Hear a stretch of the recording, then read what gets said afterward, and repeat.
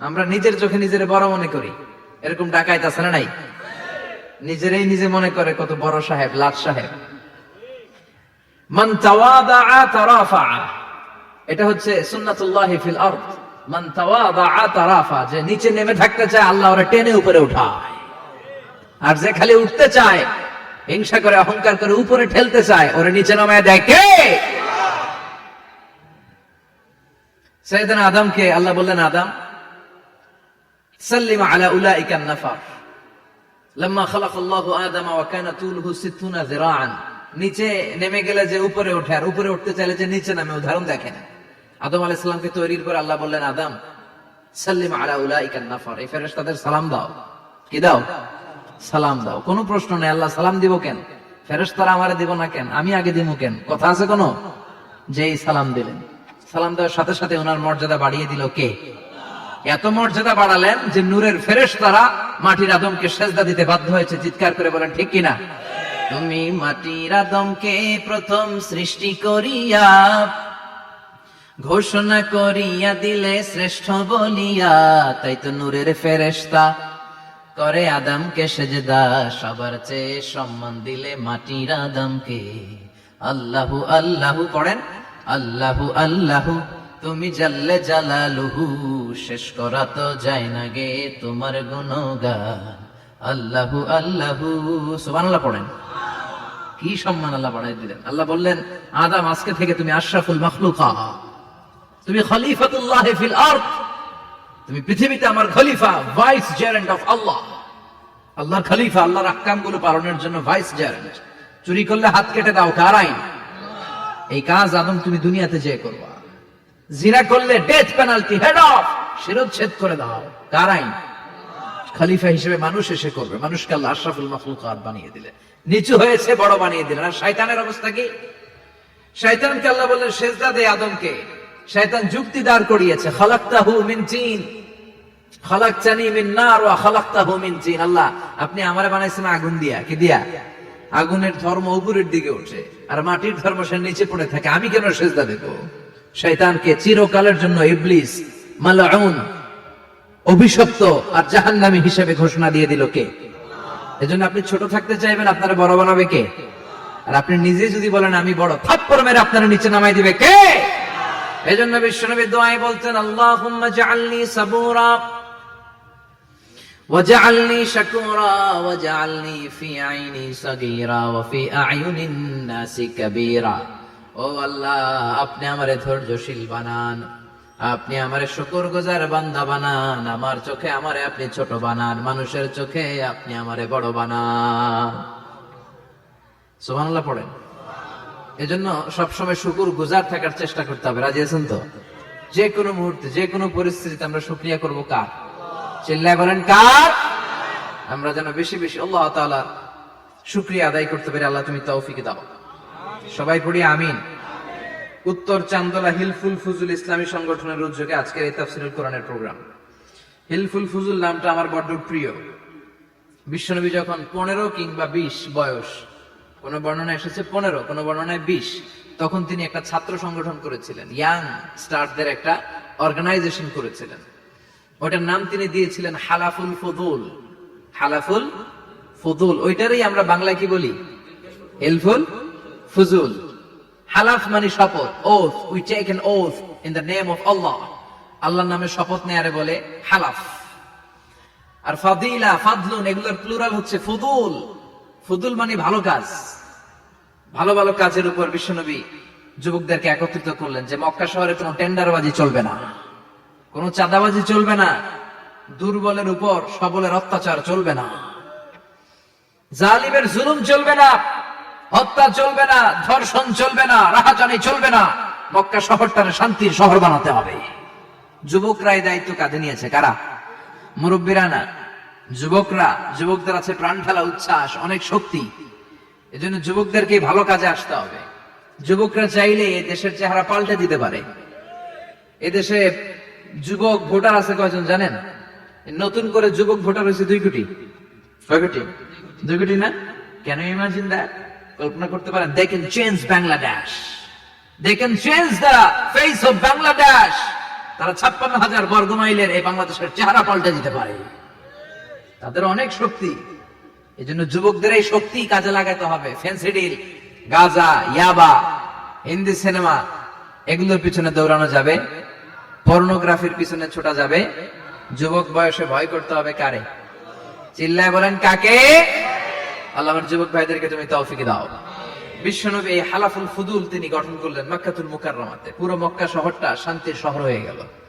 সুবহানাল্লাহ। আল্লাহ উত্তর চান্দোলা হিলফুল ফুজুল ইসলামী সংগঠনকে তুমি কবুল করো।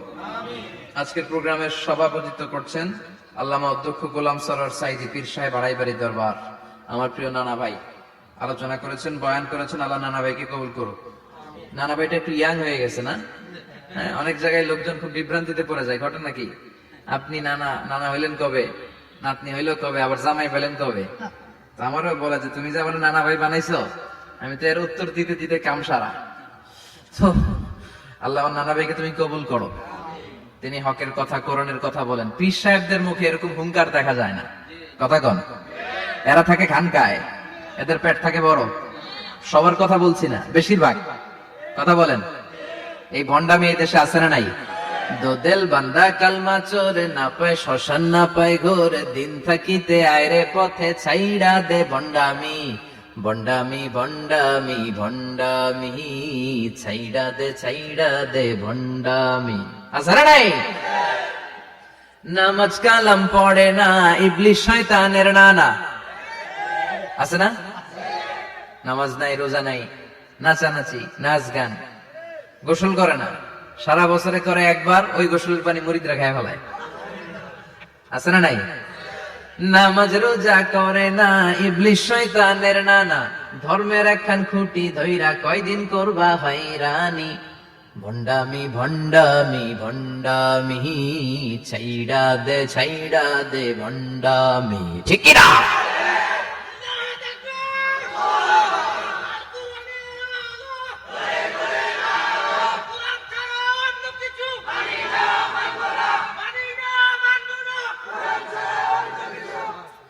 ভণ্ড পীর ও পীর, আমার নানা ভাইও পীর।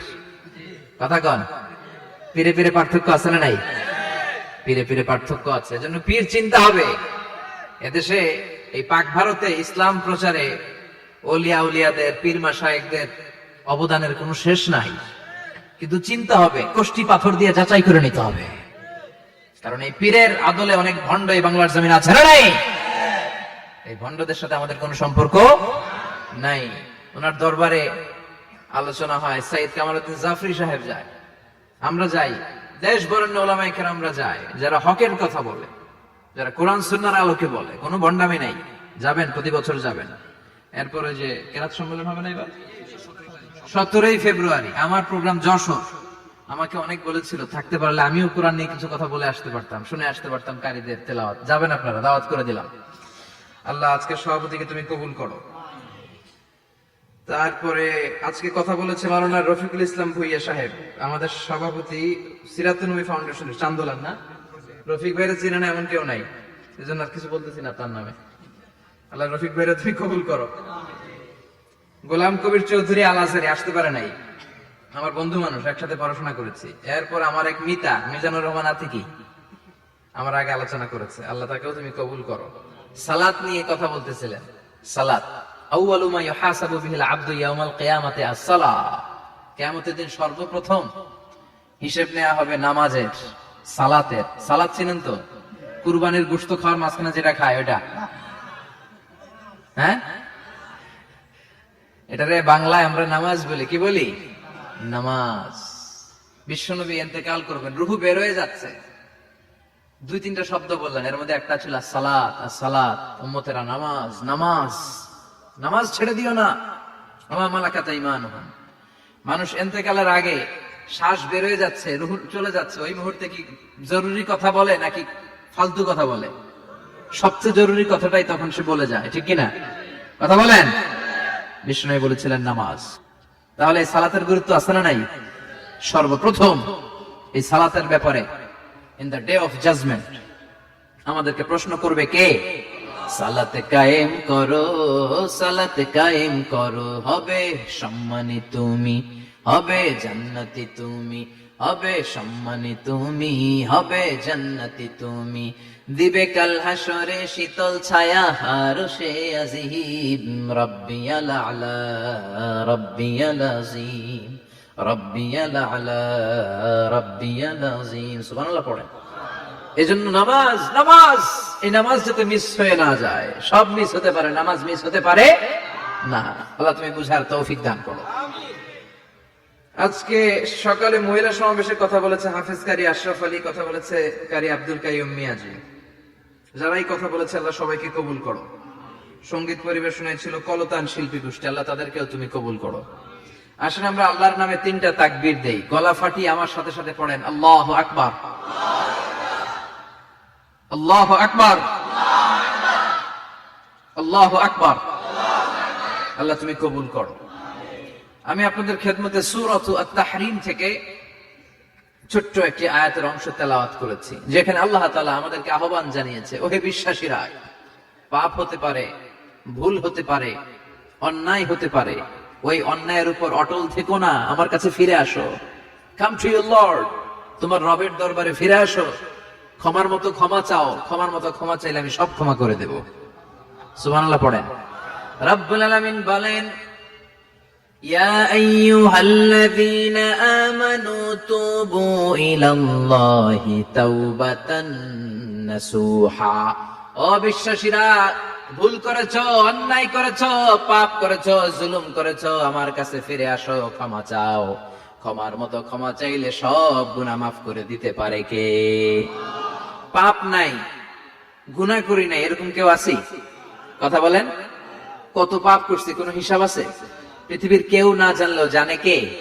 পৃথিবী না জানুক আমি তো জানি, আমি কি পাপ করেছি হায়। আমার পাপের করলে বিচার, বাঁচার আমার নাই উপায়। দয়াময় প্রভু মাফ করো আমায়,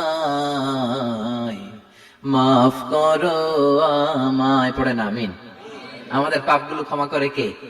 চিল্লায় বলেন কে? আল্লাহ ডেকে বলে, গোলাম আমি হলাম গাফিরুয যাম কাবিলুত তাওব। আমার কাজ হলো ক্ষমা করা, আমার কাজ হলো তওবা কবুল করা। শয়তানের কাজ হলো ওয়াসওয়াসা দেওয়া, আমাদেরকে ভুল পথে নিয়ে যাওয়া। আর আমাদের কাজ হলো ভুল করে ফেলা, আল্লাহর কাজ হলো ভুলগুলো মাফ করে দেয়া। আল্লাহ ডেকে বলে, গোলাম তোরা যদি ভুল না করতি, তোরা যদি পাপ না করতি, তোরা যদি অন্যায় না করতি, তোদেরকে ধ্বংস করে দিয়ে এমন একটা জাতি আমি এই দুনিয়ার বুকে তৈরি করতাম, যারা সকালবেলা ভুল করে দুপুরে মাফ চাইতো, দুপুরে ভুল করে রাত্রে মাফ চাইতো, আজকে ভুল করে আগামীকাল মাফ চাইতো। আর আমি আল্লাহ গুনাহগুলো তাদের সব ক্ষমা করে দিতাম। ক্ষমা করে দিতে আল্লাহর বড্ড ভালো লাগে। বান্দা আল্লাহর কাছে বারবার চাক, চোখের পানি ছাড়ুক, এটা আল্লাহ পছন্দ করে। চোখের পানির যে কত পাওয়ার আপনি কল্পনাই করতে পারবেন না। অনুশোচনার চোখের পানি চোখ বেয়ে নাকের ডগা পেয়ে জমিনে পড়ার আগেই আল্লাহ এই বান্দারে মাফ করে দেয়। বিশ্বনবী ডেকে বলে, ও আমার উম্মতেরা শোনো, আল্লাহর কাছে দুনিয়ার মানুষদের 2 ফোঁটা পানি সবচেয়ে প্রিয়। এক হলো জিহাদের ময়দানে রক্তের ফোঁটা, 2 হলো অনুতপ্ত বান্দার চোখের পানির ফোঁটা। কত ভুল আপনি করেছেন, কত অন্যায় আপনি করেছেন, কত পাপ আপনার হয়েছে, কত মিথ্যা আপনি বলেছেন, কয় ওয়াক্ত নামাজ ছেড়েছেন, কয় লাখ টাকা ঘুষ খেয়েছেন, কত যৌতুক আপনি খেয়েছেন, কত মিথ্যা আপনি বলেছেন। আপনার পাপ যত বড় হোক, যত বিশাল হোক, যত বেশি হোক, আল্লাহর দয়ার পরিসীমা তার চাইতেও বড়। আপনার পাপ, আপনার অন্যায়, আপনার জুলুমগুলো যদি হয় খালের পানির সমান, বিলের পানির সমান, আল্লাহর দয়া সাগরের পানির সমান। আপনার পাপ যদি হয় সাগরের পানির সমান, আল্লাহর দয়া মহাসাগরের পানির সমান। আপনার পাপ আর অন্যায় যদি হয় পাহাড়ের সমান, আল্লাহর দয়া আকাশের সমান। আপনার পাপ যদি হয় আকাশের সমান, আল্লাহর দয়া আরশের সমান। এজন্য আল্লাহ বললেন, ইয়া আইয়ুহাল্লাযীনা আমানু তুবু ইলাল্লাহি তাওবাতান নাসুহা। ও আমার গোলাম, তুই তোর নিজের যত বেশি ভালোবাসিস, তার চেয়েও আমি তোরে বেশি ভালোবাসি। তোর বাবা মা তোরে যত বেশি ভালোবাসে তার চেয়ে আমাদেরকে বেশি ভালোবাসে কে? আল্লাহ বললেন ভালোবাসারে তৈরি করার পরে আমি 100 টুকরা করলাম। চিল্লায় বলেন কয় টুকরা? 99 টুকরা ভালোবাসা আমি আল্লাহ নিজের মধ্যে রেখে দিলাম। 1 টুকরা ভালোবাসা গোটা বিশ্বের সবার মধ্যে আমি ভাগ করে দিলাম। 1 টুকরা ভালোবাসা পেয়ে আমাদের অবস্থা দেখছেন? আল্লাহ যদি 1 টুকরা না দিয়ে আমি করে 30 টুকরা দিত, কথা কন। 1 টুকরা না দিয়ে 80 টুকরা দিলে কি হইতো? কথা কয় না। 14 ফেব্রুয়ারি কবে? আজকে কত ফেব্রুয়ারি? আর কয়দিন? কথা কন। বিশ্ব ভালোবাসা, বিশ্ব